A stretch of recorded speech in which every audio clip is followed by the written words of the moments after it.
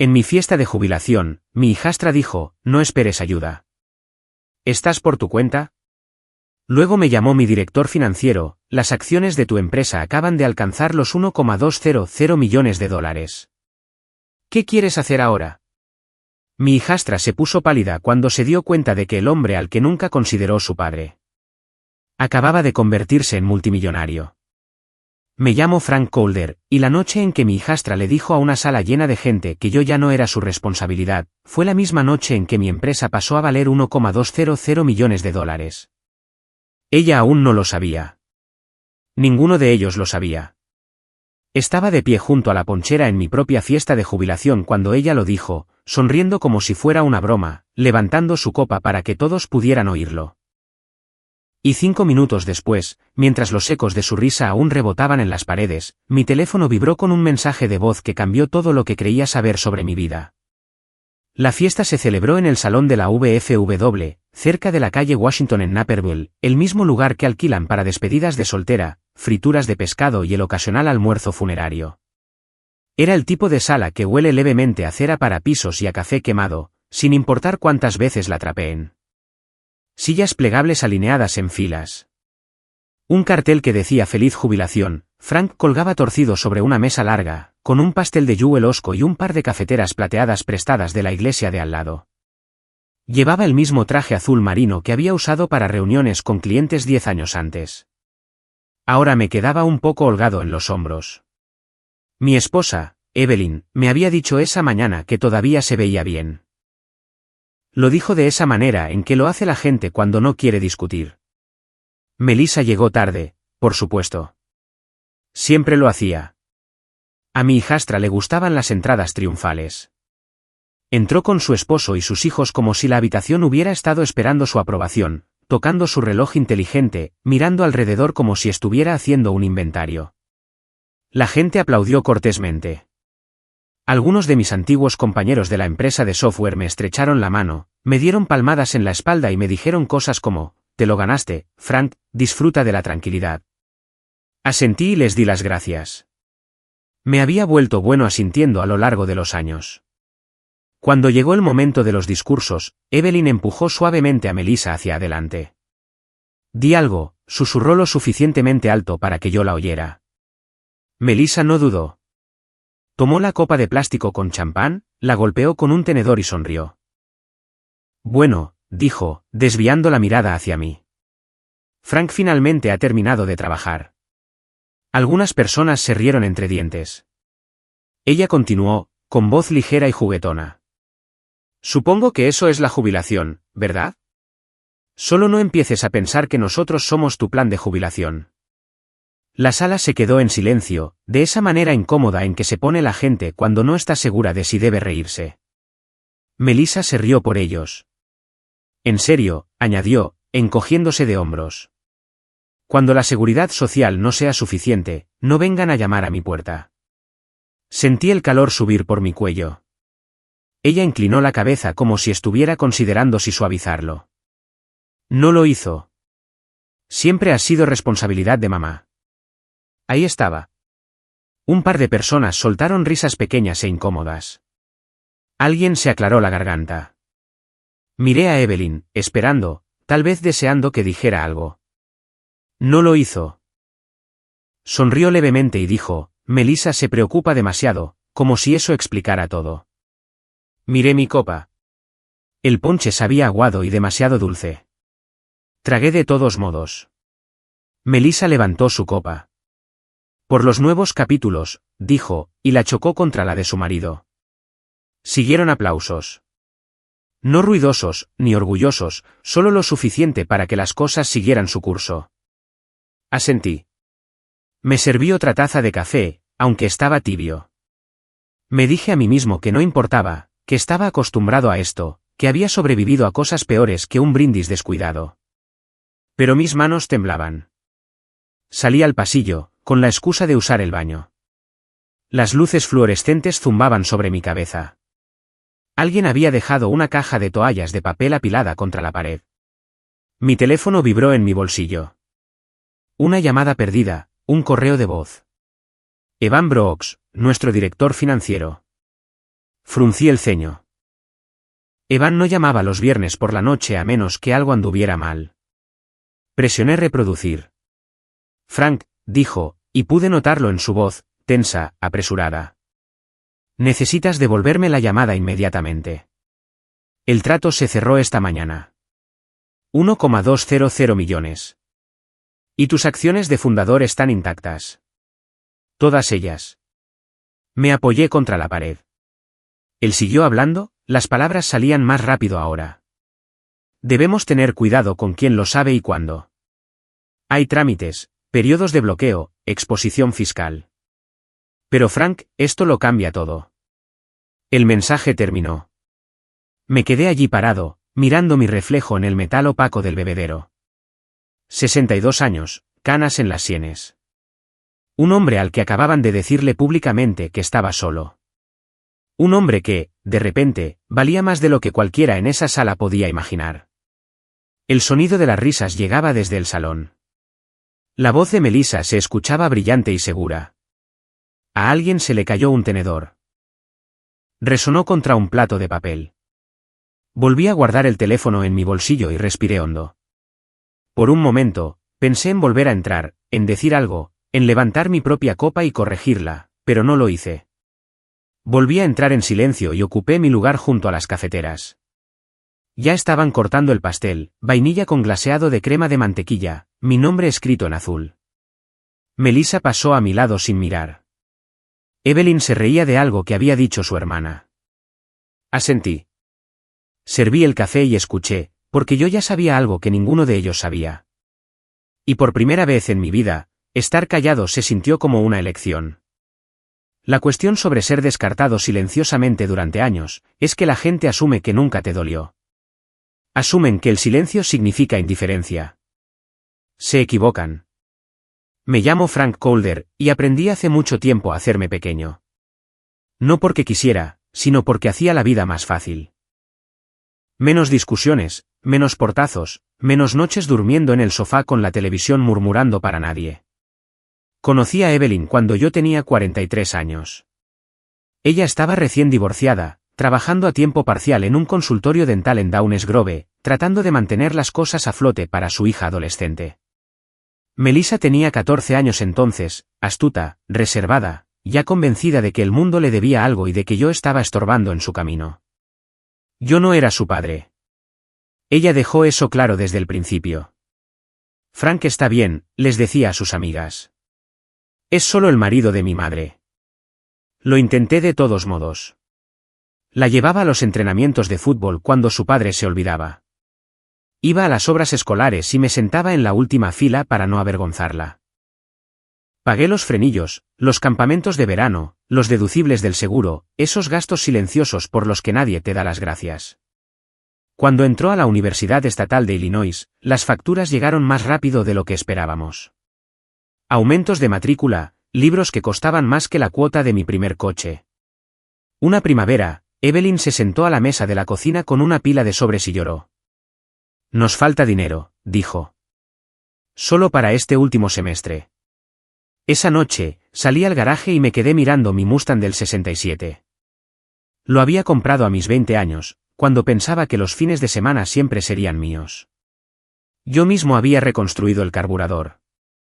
La pintura estaba descolorida, la radio apenas funcionaba, pero todavía olía a aceite, a cuero viejo y a libertad. 2 semanas después, le entregué las llaves a un hombre de Aurora y lo vi alejarse conduciendo. Melissa no dijo gracias. Dijo, vale, y preguntó si el cheque se cobraría para el viernes. Esa fue la primera vez que entendí algo importante, para ella, el amor era transaccional. Y yo siempre estaba en el lado equivocado del libro de contabilidad. Pasaron los años. Trabajé. Arreglé cosas en la casa. Mantuve la cabeza baja en la empresa mientras las voces más jóvenes se hacían más fuertes, más seguras, más visibles. Yo había sido una de las mentes originales detrás de nuestro software de logística en los años 90, noches largas, mirando un monitor CRT verde, escribiendo modelos de enrutamiento mientras el resto del mundo dormía. Pero nunca busqué el crédito. Quería estabilidad, un cheque constante, un hogar tranquilo. Esa elección me costó más de lo que imaginaba. Para cuando me retiré, Melissa tenía una oficina en la esquina y un vocabulario lleno de palabras como apalancamiento y optimización. Pero todavía me hablaba como si yo fuera una carga, alguien a quien había que gestionar. Esa noche, después de la fiesta, me quedé despierto escuchando a Evelyn respirar a mi lado. Pensé en el mensaje de voz de Evan, en los números, en la cláusula de mi acuerdo original de accionistas que nunca había ejercido porque me parecía egoísta. Me pregunté si había confundido la moderación con la virtud. A la mañana siguiente, conduje hasta una pequeña oficina de abogados en Oak Brook. El letrero de afuera decía Keller y Asociados, letras negras sencillas sobre vidrio esmerilado. Diane Keller no perdió el tiempo. Has estado callado durante mucho tiempo, Frank, dijo, hojeando mis papeles. Estar callado no es lo mismo que no tener poder. Me explicó las cosas cuidadosamente. La valoración, el periodo de bloqueo, la exposición fiscal. No endulzó nada. Habría escrutinio, decisiones, consecuencias. Asentí. Esa tarde, Melissa envió un mensaje a Evelyn en un chat grupal familiar, viendo casas este fin de semana. Si las cosas se ponen difíciles para ustedes, Frank siempre puede quedarse en nuestro sofá. Incluso le conseguiré una manta. Miré el mensaje más tiempo del que debería. Mi pulgar se mantuvo sobre el teclado.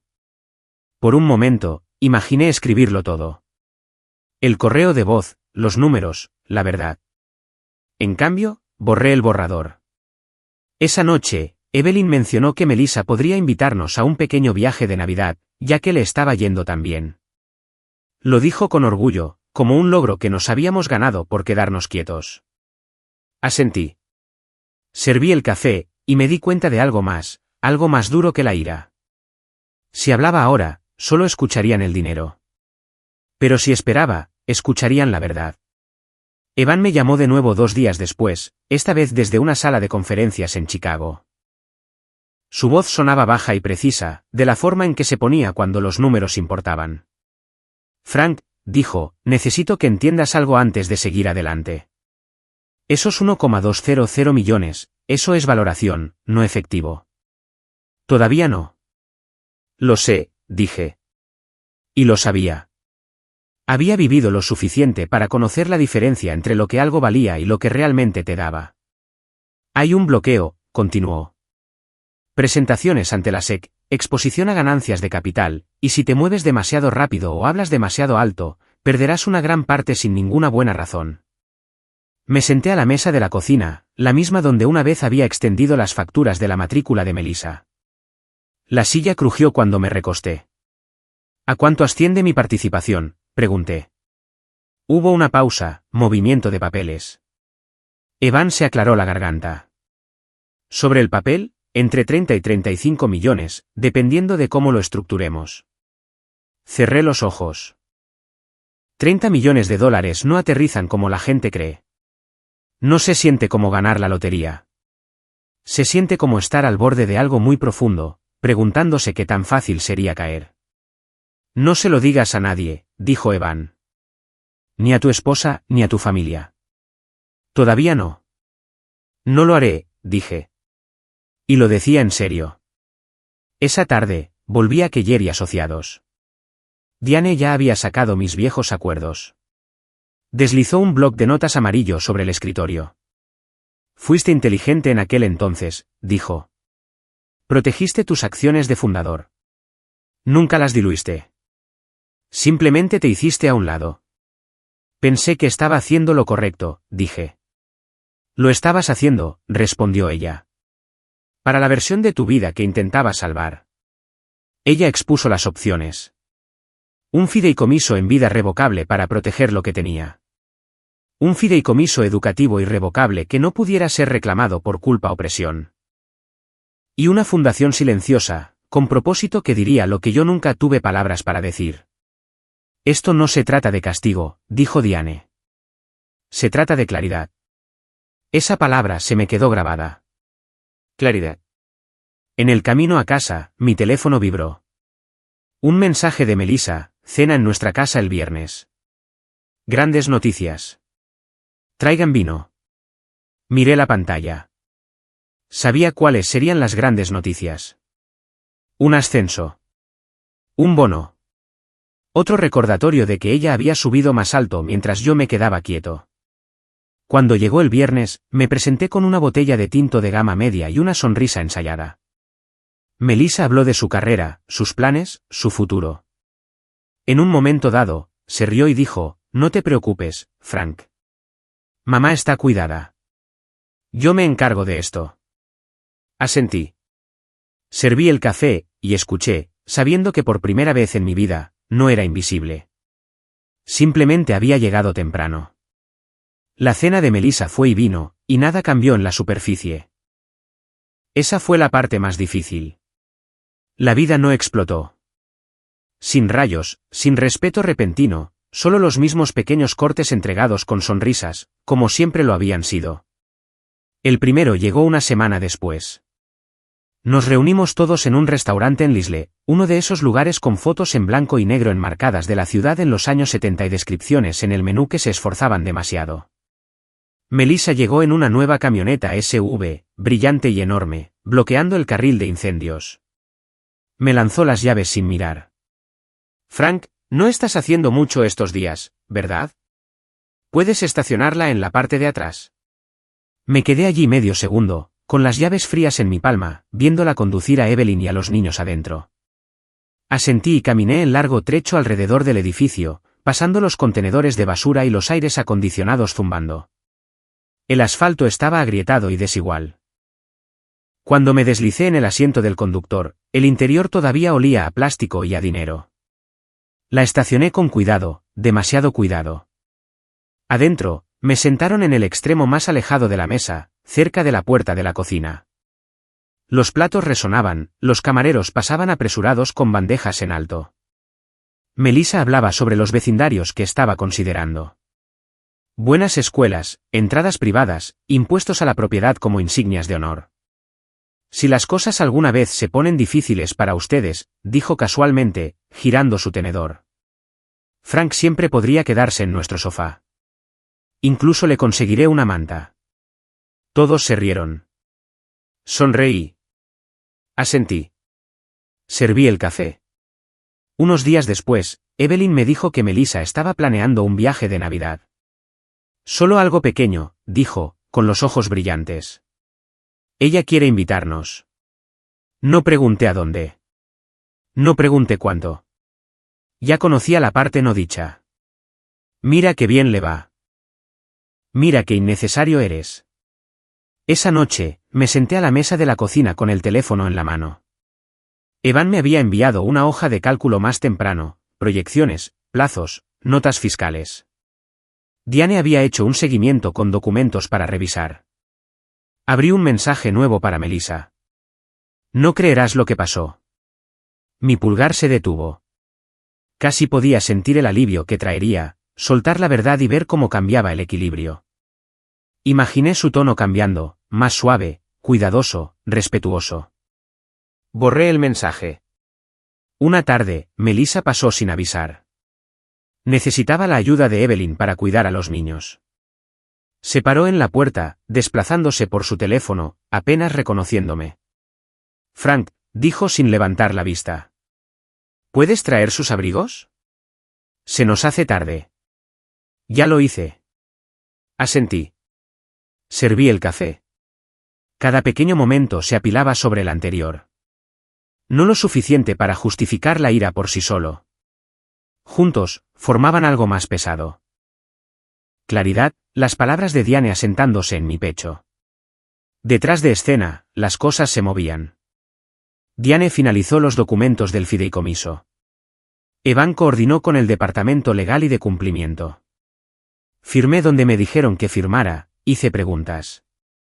Cuando algo no tenía sentido, escuchaba más de lo que hablaba. Esta parte es irreversible, dijo Diane en un momento, señalando un párrafo. Una vez hecho está. Pensé en el Mustang, en los cheques de matrícula, en el sofá y la manta. Bien, dije. No quiero deshacerlo. Cerca de fin de mes, Evan llamó de nuevo. Hay un evento de reconocimiento a los fundadores, dijo. En el centro de Chicago, etiqueta negra opcional. La prensa estará allí. Miré el calendario. ¿Estará Melissa allí?, pregunté. Ella está en la lista de invitados, dijo Evan con cuidado. Ha sido muy vocal sobre querer asistir. Le di las gracias y colgué. Esa noche, mientras estaba en el fregadero enjuagando mi taza, Evelyn preguntó, ¿estás bien? Has estado muy callado últimamente. Casi me reí. Estoy bien, dije. Lo decía en serio. Porque el silencio, estaba aprendiendo, no siempre es rendición. A veces es una cuenta regresiva. El salón de baile del Palmer House Hilton olía a madera pulida, perfume caro y dinero que ya había cambiado de manos. Había estado en salas como esta antes, cenas de ventas, almuerzos de inversores, pero nunca así. Nunca con mi nombre impreso en el programa en negrita. Nunca con mi pulso latiendo tan fuerte que podía sentirlo en mis oídos. El cartel detrás del escenario decía, Noche del legado de los fundadores 19932025. Evan me encontró cerca del bar. Me enderezó la solapa como si me estuviera preparando para el impacto.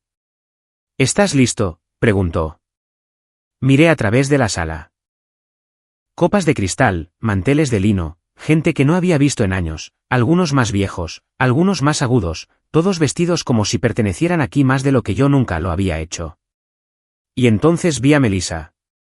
Estaba cerca del centro, con una copa de champán en la mano, riéndose demasiado fuerte de algo que dijo un vicepresidente, segura, relajada, como si esta fuera su sala. Me notó y vaciló, solo un destello. Luego sonrió con la misma sonrisa que había usado en mi fiesta de jubilación. Educada, despectiva.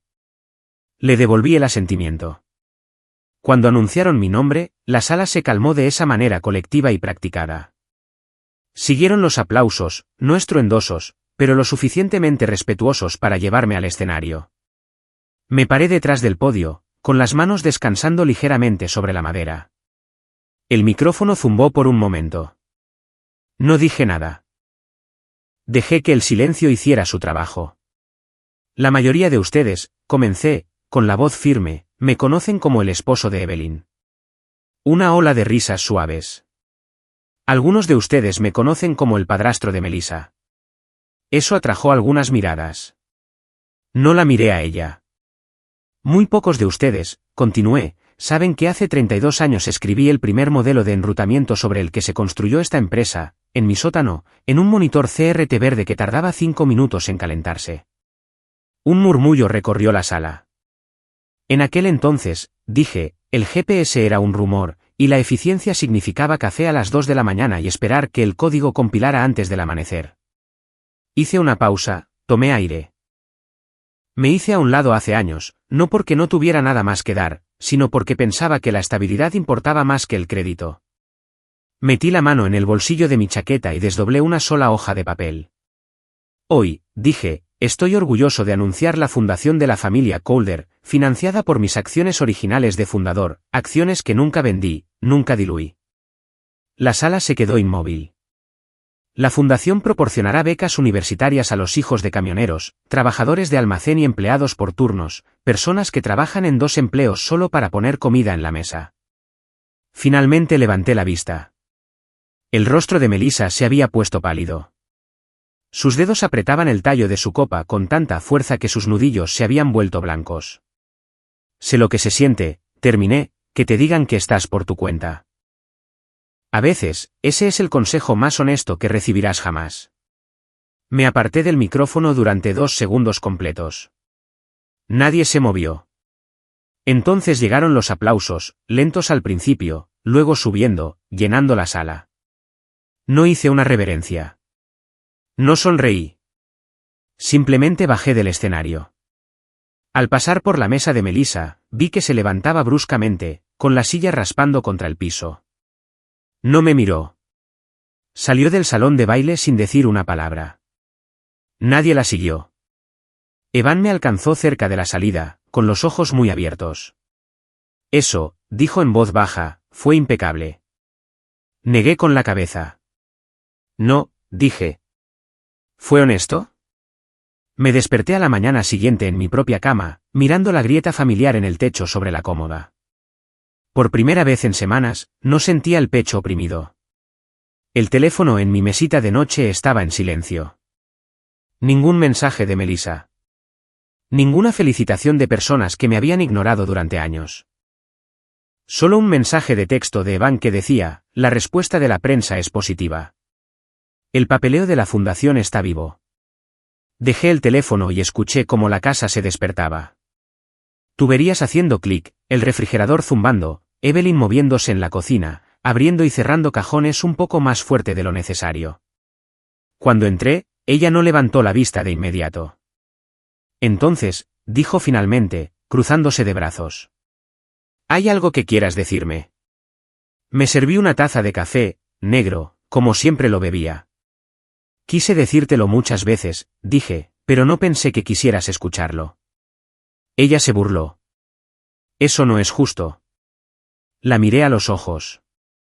Tampoco lo fue reírte cuando tu hija me dijo que estaba solo. Eso la detuvo. Nos quedamos allí en silencio, con el olor a pan quemado flotando entre nosotros. Ya no estaba enojado, solo cansado y extrañamente tranquilo. No hice esto para lastimar a Melissa, dije. Lo hice para poder dejar de encogerme. Evelyn se sentó lentamente. Sus hombros se hundieron como si finalmente hubieran dejado algo pesado. Ella nunca te respetó, admitió. Pensé que si lo ignoraba, desaparecería. Asentí. Yo también. Hablamos más tiempo del que lo habíamos hecho en años. Sin gritos, sin llantos, simplemente exponiendo las cosas como lo hace la gente cuando se da cuenta de que fingir ha costado demasiado. Melissa no llamó ese día ni al siguiente. Una semana después, envió un mensaje corto. No lo sabía. Me avergonzaste. Lo leí 2 veces, luego dejé el teléfono. Ya no le debía una explicación. La vida se asentó en algo más tranquilo después de eso, mejor. Dividí mi tiempo entre Naperville y un pequeño lugar que alquilé en el condado de Door, Wisconsin, cerca del agua. Las mañanas eran lentas. Caminaba. Leía. Arreglaba cosas con mis manos otra vez. El trabajo de la fundación me mantenía ocupado de una manera que se sentía correcta. Cartas reales, niños reales, necesidad real. Sin discursos, sin escenarios. Aproximadamente un año después de la gala, llegó un sobremanuscrito por correo. La dirección del remitente era desconocida. Dentro había una nota escrita con tinta azul desigual. Abuelo Frank, gracias por mi fondo universitario. Mamá dice que fue un error, pero me alegro de que no lo fuera. Prometo que haré que cuente. Me senté allí durante mucho tiempo sosteniendo ese trozo de papel. Melissa nunca se disculpó. No creo que lo haga nunca. Algunas personas no pueden admitir que se equivocaron sin perder la versión de sí mismas sobre la que han construido sus vidas. Pero yo no necesitaba su disculpa. Lo que necesitaba era el espacio para volver a estar erguido. Esto es lo que aprendí tarde en la vida, pero no demasiado tarde para que importe. El hombre más callado de la habitación no siempre es el más débil. A veces es simplemente el que ha estado guardando su voz para el momento en que finalmente importa. Si alguna vez te han subestimado, te han interrumpido al hablar o te han hecho a un lado porque eras demasiado viejo o demasiado callado, debes saber esto, tu historia no ha terminado. Y si ésta te habló a ti, considera compartirla con alguien que pueda necesitar ese recordatorio hoy.